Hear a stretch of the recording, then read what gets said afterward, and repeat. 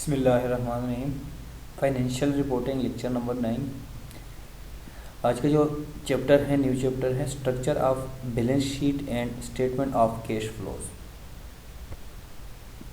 तो इसको हमने डिस्कस करना है। Structure of the balance sheet and statement of cash flow. जो लर्निंग ऑब्जेक्टिव्स हैं हमारे, फर्स्ट वन है how balance sheets accounts are measured and classified.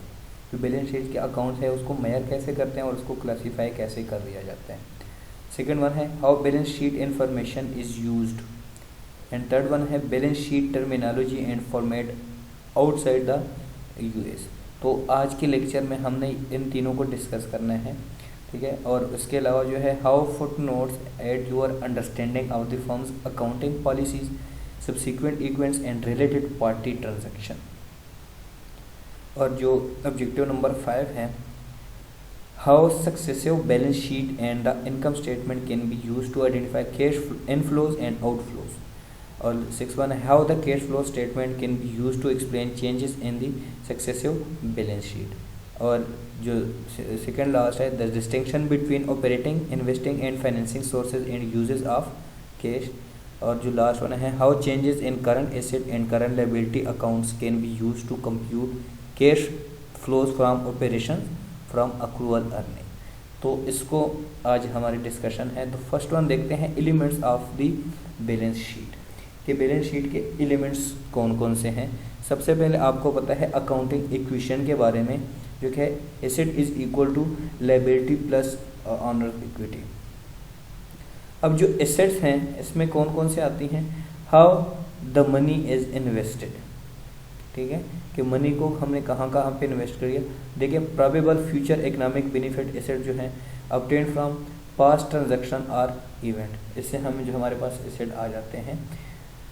अब अगर हम इसकी दूसरी साइड पे बात करें, जो हमारे एसेट हैं, जो हमारे पास एसेट आए हैं, ठीक है, वेयर द लायबिलिटी और अनर इक्विटी में where the money came from, ठीक है, जो इससे हमने एसेट वगैरह परचेज किए हैं, जिससे हम जो अपना बिजनेस चला रहे हैं, ठीक है, कि ये लायबिलिटी और ऑनर इक्विटी इनके ये पैसे आए कहाँ से, ये इस चीज़ को शो करते हैं।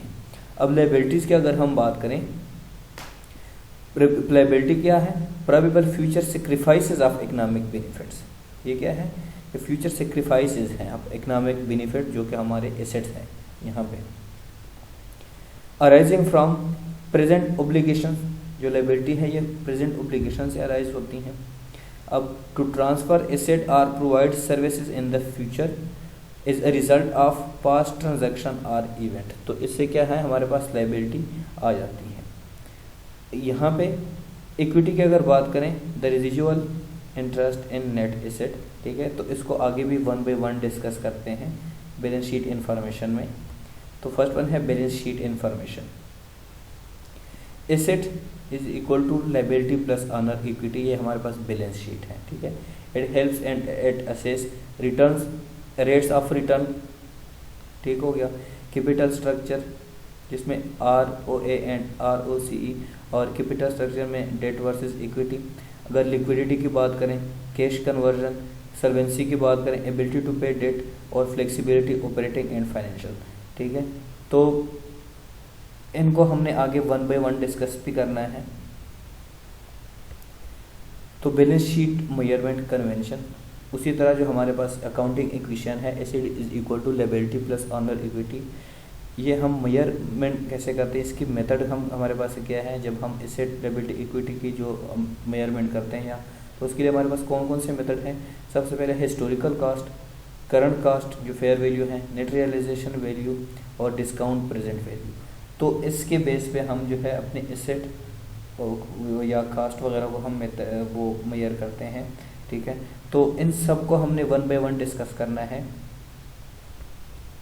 अब जो हमारे पास बैलेंस शीट क्लासिफिकेशन है, एसेट्स हमारे पास कौन कौन से होते हैं, लायबिलिटी कौन से होती हैं, इक्विटी कौन से होती हैं, जो आप इसको जो है डिटेल से पढ़ भी चुके हैं। फर्स्ट वन है एसेट्स। एसेट में हमारे पास है करंट एसेट।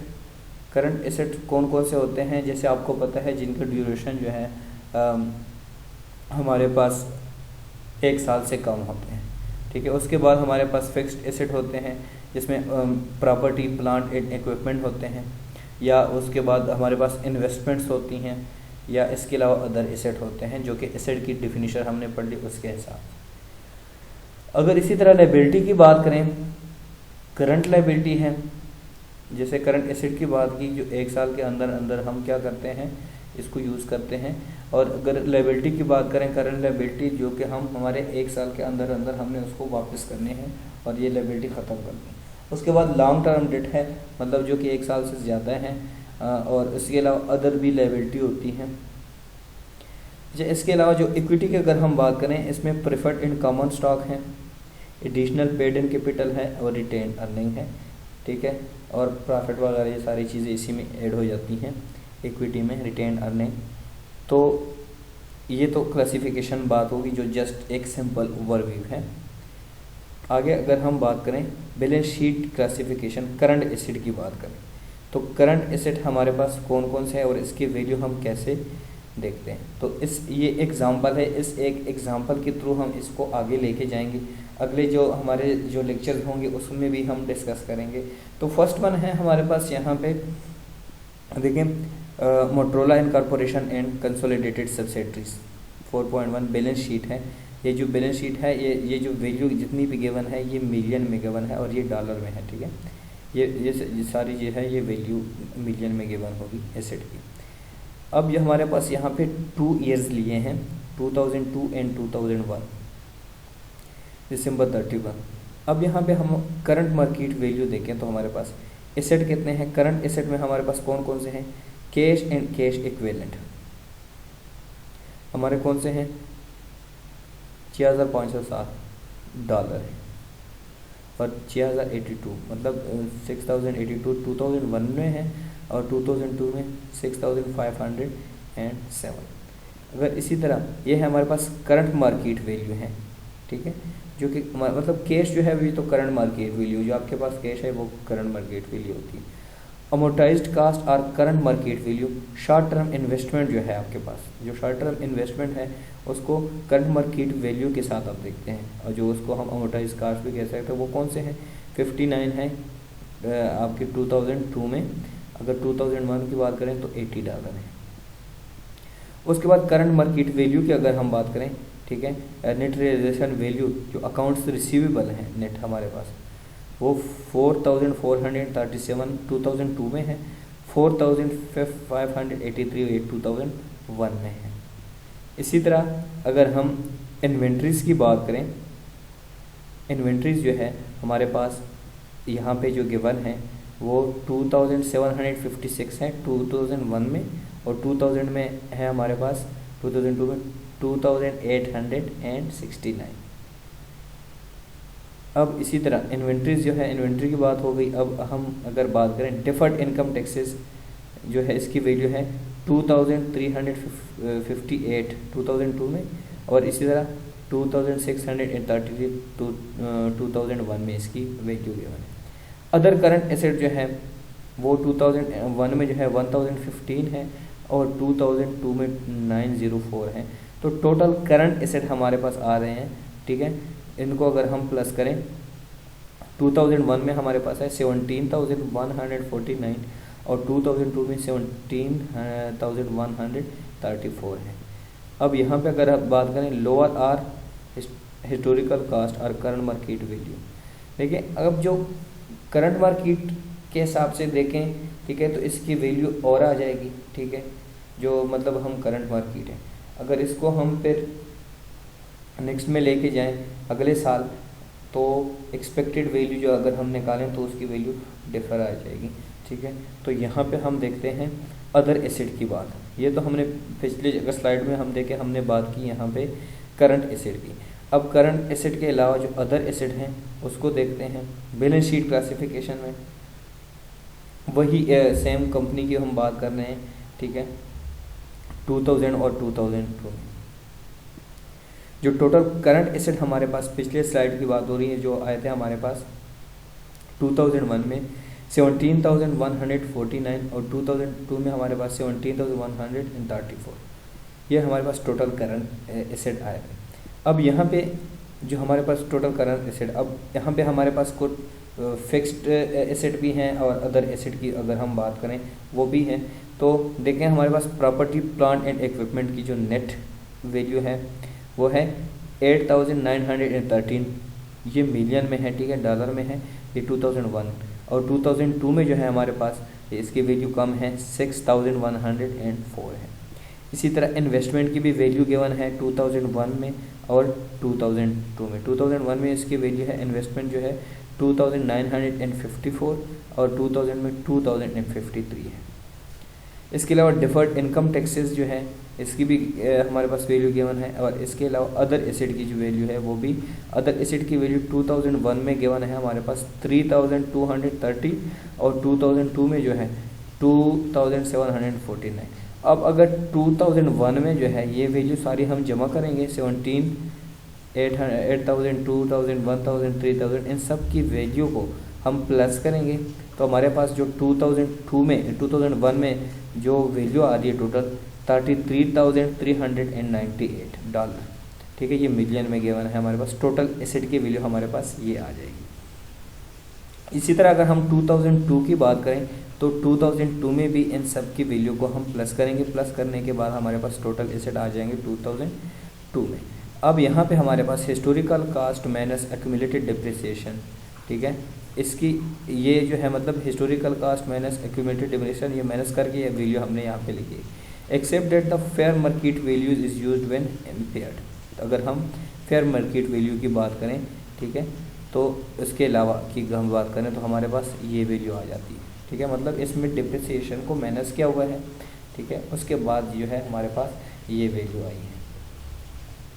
इसी तरह अगर हम बैलेंस शीट में लायबिलिटी की बात करें, ठीक है, तो 2001 में हमारे पास कौन सी लायबिलिटी है, 2002 में जो लायबिलिटी है। इसी तरह हम करंट लायबिलिटी और फिर जो है लॉन्ग टर्म की जो अदर लायबिलिटी है उसकी बात करेंगे, ठीक है। अब उसी तरह जो है 2001 में और 2002 है। करंट लायबिलिटी हमारे पास notes payable and current portion of long term debt. 2001 में हमारे पास है $870 और 2002 में है $1,629 है, ठीक है। इसी तरह अकाउंट पेबल जो है हमारे पास इसकी भी वैल्यू गिवन है, ठीक है, 2001 में और 2002 में, दोनों में डिफर वैल्यू गिवन है। उसके बाद अक्रूड लायबिलिटी जो है उसकी भी वैल्यू 2001 में भी है 6,394 और 2002 में भी 5,900। अब इसी तरह जो 2001 की वैल्यू है उनको प्लस करेंगे तो हमारे पास वैल्यू आ जाती है 9,698। 2002 में भी 9,810, ये हमारे पास टोटल करंट लायबिलिटी आ जाती है। अब यहाँ पे हमारे पास है अमाउंट ड्यू एट मैच्योरिटी, इसकी वैल्यू भी है हिस्टोरिकल कास्ट पे, हम इसकी वैल्यू जो है यहाँ पे ये जो पेबल है इसकी देखते हैं, जो हिस्टोरिकल कास्ट है उसके बेस पे हम देखते हैं। उसके बाद लॉन्ग टर्म डेट अगर देखें, अदर लायबिलिटी कौन सी है, ठीक है, टोटल लायबिलिटी, अगर अदर लायबिलिटी इसमें प्लस कर दें, ठीक है, और लॉन्ग टर्म डेट भी प्लस कर दें तो हमारे पास टोटल जो लायबिलिटी आ जाएगी यहाँ पे वो 2001 में जो है 19,222 और 2002 में जो है 19,428, ये टोटल लायबिलिटी आ जाएगी। अब अगर हम company obligated mandatory redeemable preferred security of subsidiary trust holding sorry company guaranteed debentures, ठीक है, इसकी जो वैल्यू है हमारे पास 485 एंड 485 दोनों की वैल्यू है। तो यहाँ तक तो हमने बात की है करंट लायबिलिटी और करंट एसेट की। अगर देखें यहाँ पे जो हम इसी एग्जांपल को लेके आ रहे हैं, ठीक है, पहले हमने टोटल करंट एसेट की बात की, ठीक है, उसके बाद जो टोटल लायबिलिटी है उसकी बात की है, ठीक है। अब जो हमारा इसमें मेन कंसर्न है, जो हम आगे इसमें से क्वेश्चन बनाएंगे, ठीक है, यहाँ तक तो सिर्फ हमने बात की है जो जनरल जो अकाउंटिंग इक्वेशन है। अभी उसके बाद हमने इक्विटी की भी बात करनी है कि इक्विटी के कौन से हैं, फिर इन तीनों को प्लस करके जो मतलब asset is equal to liability plus owner equity, ये दोनों जो इक्वेशन है हमारे पास इक्वल आते हैं, ठीक है। जैसे कि आपको पता है कि एक अकाउंटिंग इक्वेशन के बारे में, ठीक है, asset is equal to liability plus owner equity, कि इनकी जो रिपोर्टिंग की जाती है, ठीक है, बैलेंस शीट में और इसके बाद इनकम स्टेटमेंट में, तो उसके बाद जो एनालाइजेशन या इंटरप्रिटेशन करते हैं, ठीक है, उसके बारे में हमने बात करनी है।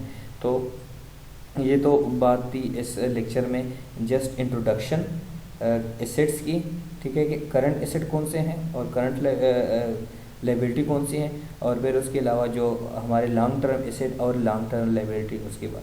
तो इसे हम आगे जो है नेक्स्ट अपने स्लाइड जो लेक्चर है उसमें इसको डिटेल से देखते हैं।